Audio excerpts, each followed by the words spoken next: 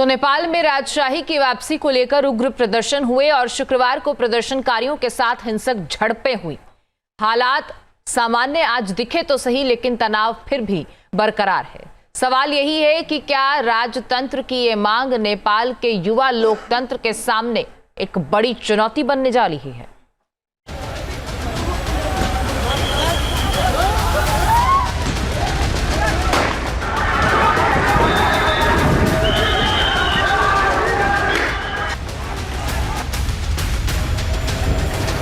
नेपाल में बवाल, हिंदू राष्ट्र के लिए उबाल।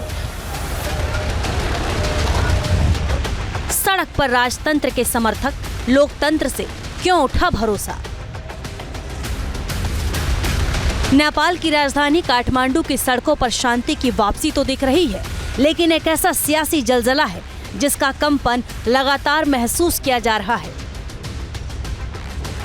शुक्रवार को राजशाही की वापसी के लिए बड़े पैमाने पर प्रदर्शन किया गया था, लेकिन राजतंत्र के समर्थन का यह प्रदर्शन देखते ही देखते हिंसा और आगजनी का गवाह बन गया।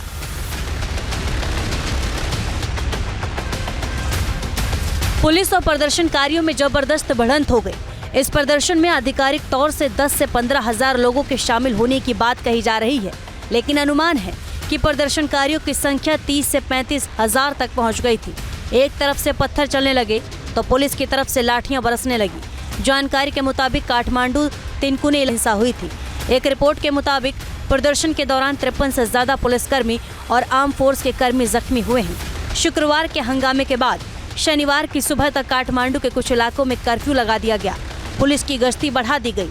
हालांकि हालात के सामान्य होते ही कर्फ्यू को हटा दिया गया है, लेकिन पुलिस पूरी तरह से सचेत है। नेपाल के सियासी दल भी इस प्रदर्शन के बाद अलर्ट मोड पर नजर आ रहे हैं। पूर्व प्रधानमंत्री पुष्पकमल दहल प्रचंड ने हिंसा प्रभावित इलाके का दौरा किया है।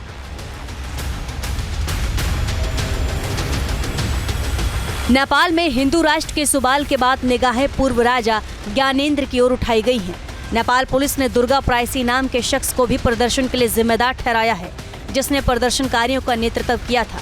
कुछ दिन पहले ही दुर्गा ने ज्ञानेंद्र से मुलाकात की थी।